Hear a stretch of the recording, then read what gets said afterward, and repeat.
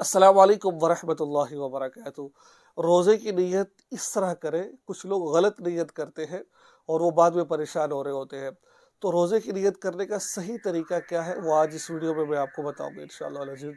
دیکھیں، نیت دل کے ارادے کا نام ہے۔ اگر کوئی شخص دل میں ارادہ کر لیتا ہے کہ اللہ آج میں روزہ رکھ رہا ہے تو وہ پھر اس کا روزہ شمار ہوگا۔ زبان سے نیت کرنا کوئی یہ ضروری نہیں ہے۔ اگر دل کے اندر ہی آپ نیت کر لیتے ہیں تو وہ آپ کا روزہ ہی شمار ہوتا ہے۔ جیسے بعض فقہا فرماتے ہیں کہ اگر کوئی شخص سحری کر رہا ہے، یہ سحری کرنا اس کی نیت ہی شمار ہوگا۔ ٹھیک ہے، کوئی سحری کر رہا ہے اس کی نیت ہی شمار ہوگا۔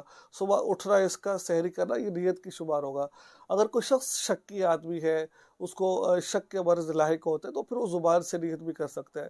سحری کر لی ہے، سحری کرنے کے بعد یوں بھی کہہ سکتے ہیں اللہ جو آج کا روزہ رکھا ہے یہ میں نے آپ کے لیے رکھا ہے، آپ اس کو قبول فرما لیجئے۔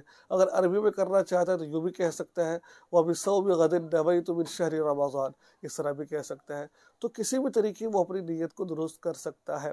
ٹھیک ہے، تو اس پر تو میں پہلے بات کر چکا ہوں کہ نیت کب تک کر سکتے ہیں، یہ بھی آپ کو دوبارہ بتا دوں میں۔ نیت جو ہوتی ہے، اگر کسی کی رات کو آنکھ نہیں کھلی، ٹھیک ہے، کسی کی رات کو آنکھ نہیں کھلی، وہ سحری کا وقت گزر گیا ہے تو نصف النہار سے پہلے نصف جو یعنی کہ اگر دن کا آدھا صبح صادق سے لے کر غروب آفتاب تک اس کا آدھا حصہ کیا جائے، اس سے پہلے نیت کی جا سکتی ہے۔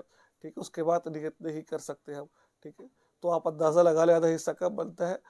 جیسے کہ زوال کا وقت ہے 12:10 پر، تو غالباً ایک اندازہ بتا رہا ہوں میں 11 بجے یا پھر 10:45 پر اس طرح کا جو ہے نا یہ اس کا جو نصف النہار بنتا ہے۔ تو اس اعتبار سے آپ تو صبح صادق سے لے کر جب سحری کا وقت ختم اس وقت سے لے کر غروب آفتاب تک کا نصف لگا لیں، اس سے پہلے آپ نیت کر سکتے ہیں۔